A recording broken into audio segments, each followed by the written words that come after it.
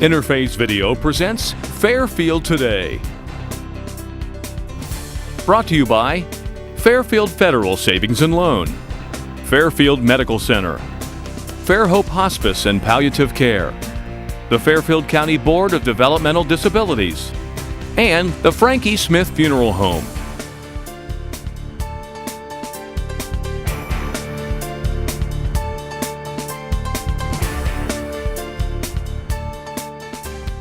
Hello and welcome to Fairfield Today at Fairfield Medical Center. Today we're in a new location. We're in the entrance of the new patient surgical tower outside the gift shop Wishes. It is a beautiful place and a great place to do our taping today.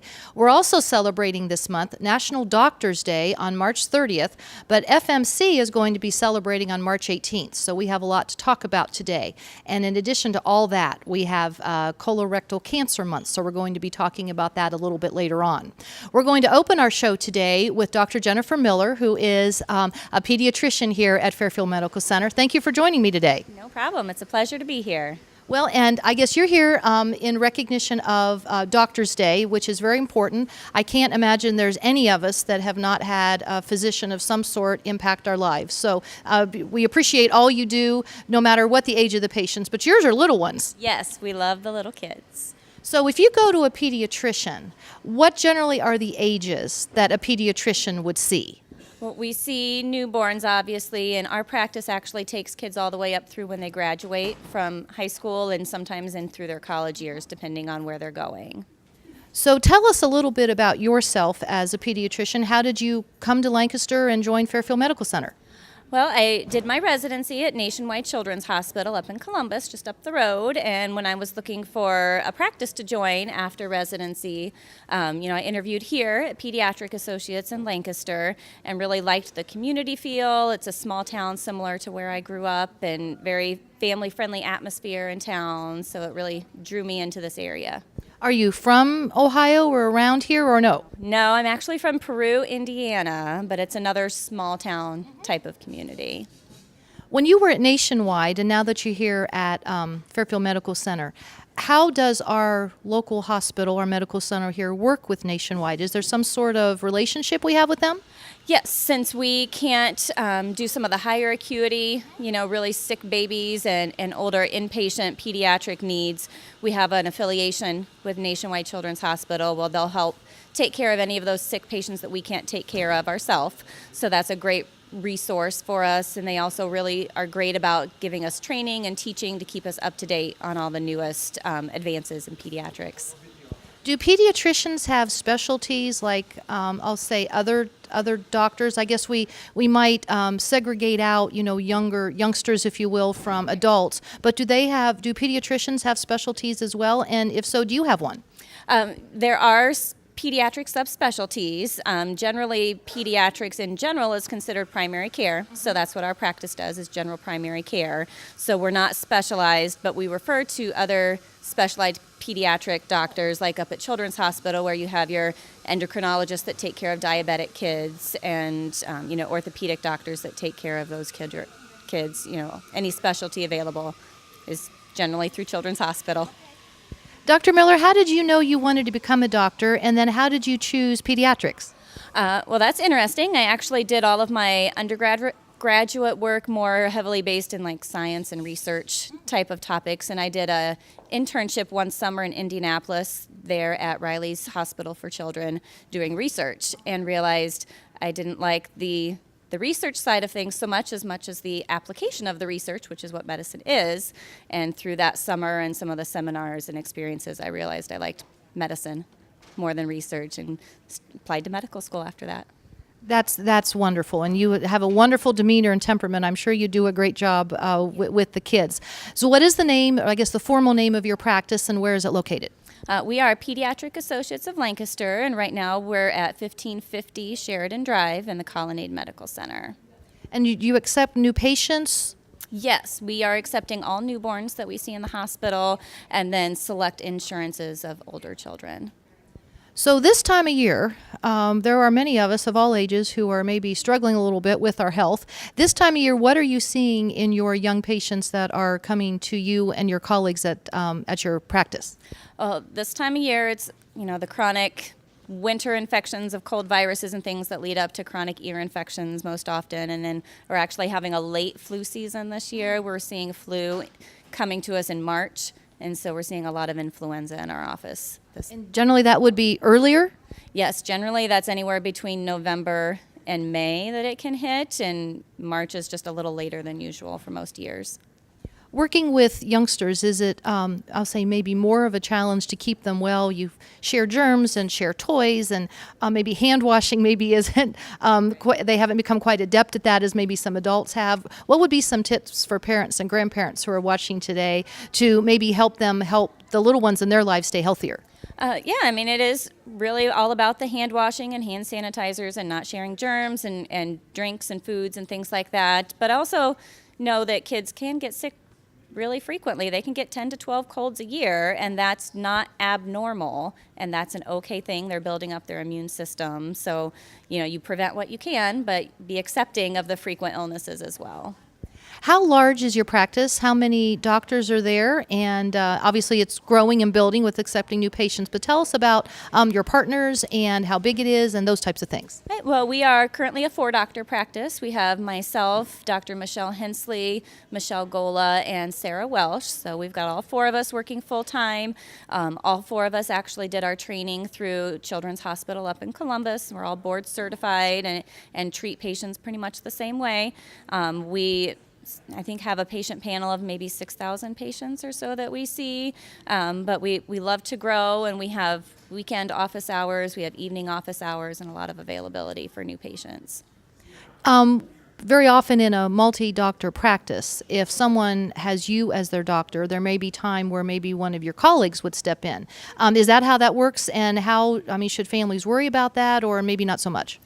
Well, we love continuity and developing relationships with patients, so that's why we don't mind a patient wants to see the same doctor every time. But obviously, doctors take vacations and days off too, so being willing to see a colleague is perfectly fine, and we want parents to know that they can be comfortable seeing any doctor in the practice rather than just one every time, and know that they're still going to get the great care that they would get no matter who they saw. How long have you been practicing medicine? And with this observance of National Doctors Day, has this been the right thing for you? You seem to be doing very well, and you seem to really enjoy it. But I was just curious how you felt about the National Doctors Day celebration, and not just honor of you, but all the doctors here. Well, I've been practicing. I've graduated medical school in 2006 and residency in 2009, so I've been in Lancaster since 2009 and really enjoy it here.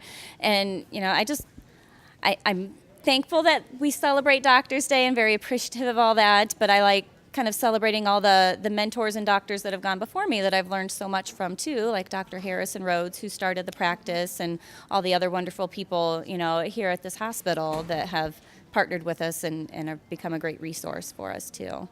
When you talk about the folks who have come before and then going forward, working with children of all ages, like you said, up through graduation in high school, is it, or can it be, more of a challenge than maybe adults? Because, of course, infants are a lot different than adults who can speak and all. So what are some of those challenges you face as a pediatrician that maybe some of your other doctor colleagues don't face?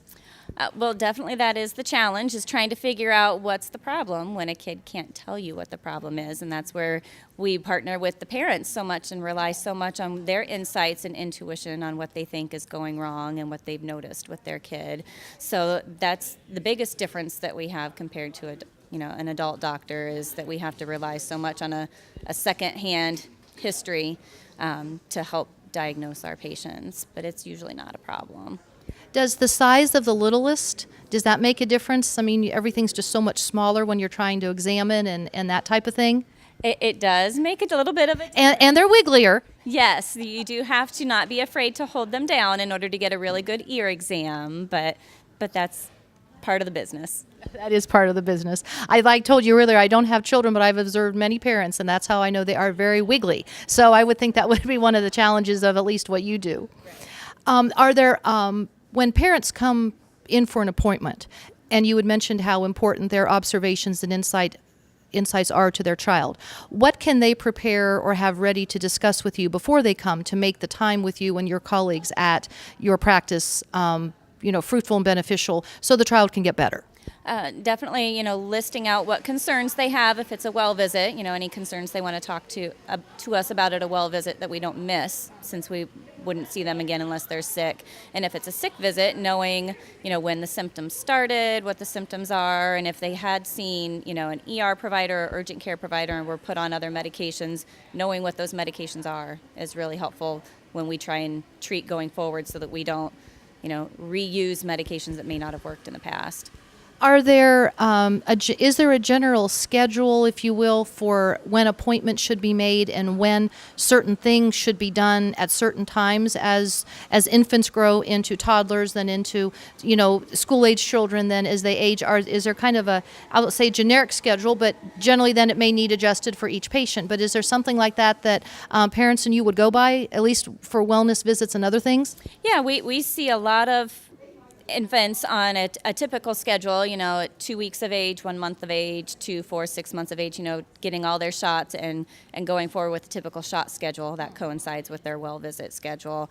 And then after age 3, we just see them once a year from then on out for their well visits. Why don't you remind us, Dr. Miller, of your practice name and where it's located, and maybe how they could reach you as we wrap it up today? Okay. Well, we are Pediatric Associates of Lancaster. We're on 1550 Sheridan Drive here in Lancaster, and we actually have a website people could go to get more information from us, which is www.palsmds, so that's palsmds.com. Great. We so appreciate you being with us today. Dr. Jennifer Miller, pediatrician here with Fairfield Medical Center. She shared a lot of good information today that I'm sure the parents and grandparents, and even me as an aunt of a 12-year-old, if I'm babysitting, I need to know these things too. So I sure appreciate your time today, and thank you for being with us. We're going to take a brief break and be right back.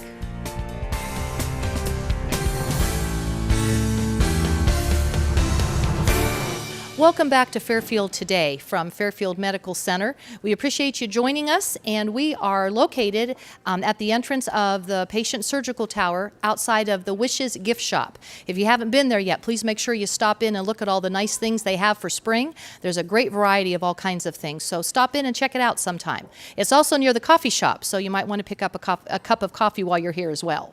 We had mentioned earlier that National Doctors Day is March 30th. Fairfield Medical Center will be celebrating on actually March 18th. And so today we have two different physicians who have joined us. You met Dr. Jennifer Miller, pediatrician, earlier, and now I'm pleased to introduce Dr. Margaret Sawyer, and she is a general surgeon here at Fairfield Medical Center. Thanks for being with us today. Thank you, Lisa, for having me. Glad to have you. Tell us a little bit about yourself, where you came from, and how you landed here at Fairfield Medical Center. Well, originally I'm from Cincinnati, then did my general surgery residency up at Ohio State. My partners, David Robertson and Jeff Yenchar, also trained at Ohio State, which is where I met them. And then when I finished training, they were looking for a partner, and that's how I ended up here in Lancaster. Well, great. We're glad to have you. So how long have you been here? About 6.5 years. Mm-hmm. Well, we are glad to have you and your partners. What is the name of your practice? General Surgical Associates. And is it does it have an office outside of the hospital, or do you guys just practice here within the hospital? We have an office that's actually attached to the parking garage over in the Fairmore building off of Pleasantville. So as a general surgeon, what does that mean you do? Do you partner with primary care physicians when it comes to surgeries, or how do you care for patients as a general surgeon here? So basically, under general surgery, we do mostly abdominal surgeries. We get referrals from primary care doctors, as well as the emergency department, things like that for general surgeries that we do. We also do screening colonoscopies here because we don't have very many gastroenterologists here, so we do those also, which sometimes is not typically done by a general surgeon. Well, and that is honestly part of the reason why Dr. Sawyer is with us today, because March is also National Colon Cancer Awareness Month. And we're here today to talk about the importance of getting a colonoscopy. As terrifying as it may be to many of our viewers, it is a necessary procedure. So can you tell us a little bit about why the colonoscopy is important, and why folks should really consider it, even though it's probably not on the list of their things they want to do. No, it's not, but it is a good thing for people to do. It is Colon Cancer Awareness Month, so we're trying to increase people's awareness about colonoscopies, what they can do to prevent colon cancer themselves, and really just try and get the word out, encourage people to get that procedure. It's not that bad of a procedure, although most people think that it is, but most people that have gone through it, they'll say that it's really not. Are there symptoms that folks should be aware of, that if they're experiencing any of them, that they should say, oh boy, I have a problem here that it should at least be looked at? What should folks be on the lookout for? Well, definitely anybody that has rectal bleeding, a different change in their bowel habits, if you have a family history of colon cancer or colon polyps, people that have ulcerative colitis, Crohn's disease, they have an increased chance of colon cancer also. It's definitely a conversation you should have with your primary care physician. Would those be considered risk factors, or are there other things as well? There are other risk factors too, as well as like physical inactivity, being overweight, smoking, diabetes. Those are associated with an increased chance of colon cancer. Does diet have anything to do with getting colon cancer or having any of the symptoms? It does, with having a higher fat diet, it does increase your chances of it as well. The ability to talk about colorectal cancer, my guess is a lot of folks don't want to talk about it, but it is important. You've talked about the risk factors and those types of things. The reluctance, what would you attribute the reluctance for patients or just the public in general in wanting to discuss it? I think it's probably just a private issue. You know, most people don't want to talk about their bathroom habits. We talk about it all day long with patients, so it doesn't really bother us, but I think it's just a private issue. And locally, here, do we have any particular problem or issue with colorectal cancer? Are we in line with other norms, or what do you see locally with the patients who come visit you? So locally, unfortunately, we have a pretty significant problem here. Our screening rates are significantly lower than they should be. We also end up having a higher stage at diagnosis because of those lower screening rates. Most of it is attributable to more rural Ohio, but we are one of the 11 states that has a much higher mortality from colon cancer. So I guess the answer here, folks, is that talk to your primary care physician, and then if things are needed, but just make sure you have that discussion, and don't be afraid to talk about it, I guess is what I'm hearing. Even though it probably isn't a very fun topic, as many other health issues are, this isn't the only one. We want to make sure that everybody stays healthy, and that's part of the reason why Dr. Sawyer is here today. National Doctors Day as well as National Colorectal Cancer Month, so we appreciate you being here for that.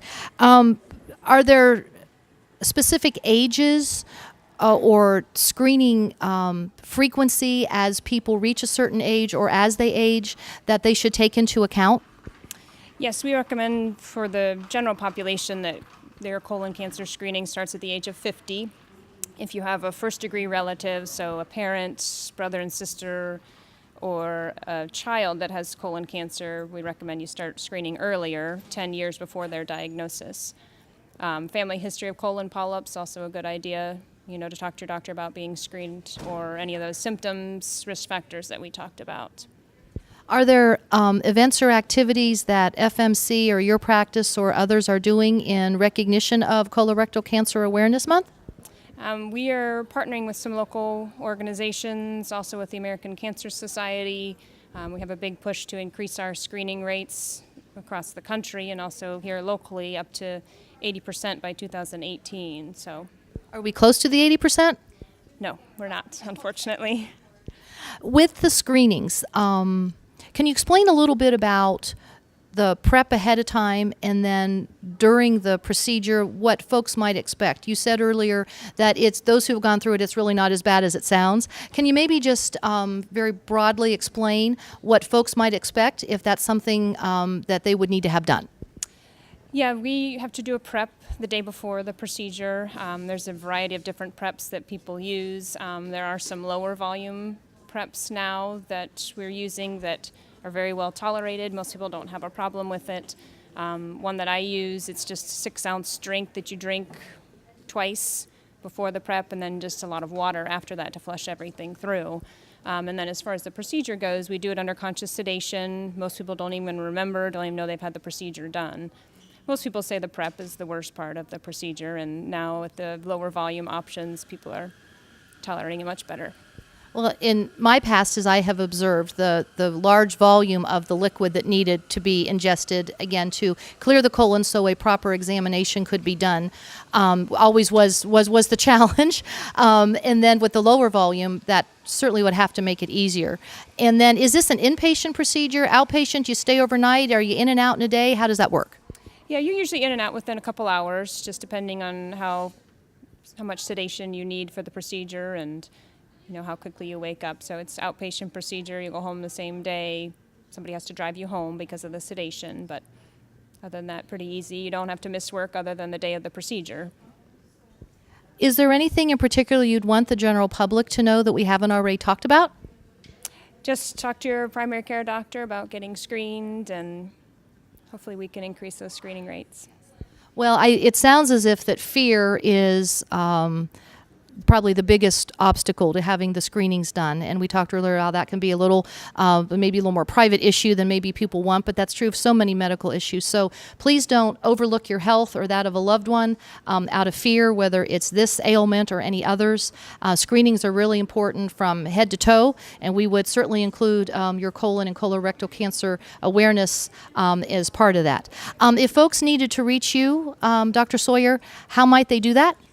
Well, like I said, our office is across the parking garage in the Fairmore building there on the 3rd floor. They can always call our office. It's 740-687-5437. There's also ways to get a hold of us through the hospital, just the general number, and they can contact the oncology nurse navigator, and she can always help them, direct them to where they need to go. Now, what is the role of an oncology nurse navigator, just as we wrap up here today?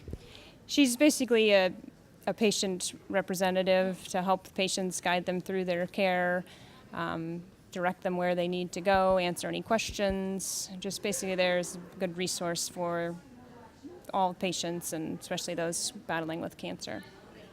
Well, we're hoping with screenings and increasing the screenings, we can decrease the amount of cancer cases from colorectal cancer. So please take this to heart and give Dr. Sawyer's office a call or contact Fairfield Medical Center for a screening, and any of the folks will be happy to direct you in the proper direction.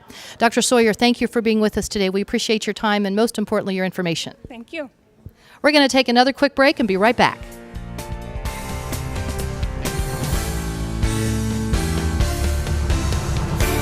We're back with Fairfield today at Fairfield Medical Center in the entrance to the patient surgical tower right outside the gift shop Wishes. This is a new place for us to talk, isn't it, Donna? It is. It's a great place for us to have an interview. I really love the new area and how open it is, and the natural lighting. It's just wonderful. Donna Stalter is from the marketing department here, and we have a few events and activities coming up, not the least of which is the Heart Tea. Tell us about that. Yes, our Heart Tea is coming up soon. I'm very, very excited about it. It's April 9th at 1:30, and it's for our it's for women and men, and you can mark your calendars, and it's for adults, looking to increase their knowledge about heart health. And it's at the Crossroads Event Center, which is nice. And that's located on West Fair Avenue here in Lancaster. And it's only $10 a person. So it's a great opportunity to get together for fellowship and then also learn more about heart education. And I just say, I think you have a special guest coming. We do. We have like I said, our staff just goes above and beyond trying to coordinate this event every year. And we were able to see about having Jim Ganal be our guest. So I'm super excited about him being there. And he's with NBC4, and it starts at 6 o'clock. It starts at 1:30 in the afternoon that day, and on April 9th. And we just hope that you could be there to see Jim Ganal and to learn about heart education. And Jim has a heart health story. Apparently he has survived congestive heart failure. So he's not there just to talk about the weather, even though if I had to guess, he'll throw a few tales in about the weather. He is there to talk about heart health and probably his story as well. And then there's another tea coming up that we want people to know about. Yes, we have a spring tea coming up at the Georgian Museum, and that is at the Fairfield. What's nice about it is the Fairfield Heritage Association has put that together to celebrate the women of Fairfield Medical Center's 100 years of care. So that is pretty neat. It's Saturday, April 16th at 4 o'clock, and again, that's at the Georgian Museum, and there'll be 3 courses of savories, sweets and endless tea served in the elegant building. Well, write those things down. If you didn't catch it all, visit www.fmchealth.org or call 740-687-8000 and ask for the marketing department, and they'll be happy to give you the details you might have missed today on Fairfield Today. We are here in March to celebrate National Doctors Day, March 30th, and Fairfield Medical Center's observance of that on March 18th. If folks have a doctor that they want to honor and recognize, how can they do that? And if so, how can they do that? They can do that. We have an opportunity for them to go to our cafeteria here at the Fairfield Medical Center Hospital, and you can come in and fill out a card. And the card is used to give to physicians to show the appreciation from their patients. And it's a nice card. There's a box that you can put it into after you fill it out. You can take it home with you and bring it back in. And again, it just gives the doctor an opportunity to see the impact they've had on their patients. And what better way to do it than on Doctors Day, March 30th. Well, Doctors Day, March 30th, but also words from their own patients about how the doctor has impacted their lives, the lives of their loved ones. So that is really important. So if you're so inclined, and even if you're not, maybe think about it, because my guess is all of us have a doctor, maybe 2 or 3, that have significantly impacted our health, the health of our loved ones. And so let's tell those doctors how important they are to us during the observance of National Doctors Day here at Fairfield Medical Center. Donna, thank you for being with us today. We sure appreciate it. Thank you for having me. Thank you again for joining us for this edition of Fairfield Today at Fairfield Medical Center. We'll see you next time. Interface Video presents Fairfield Today. Brought to you by Fairfield Federal Savings and Loan, Fairfield Medical Center, Fairhope Hospice and Palliative Care, the Fairfield County Board of Developmental Disabilities, and the Frankie Smith Funeral Home.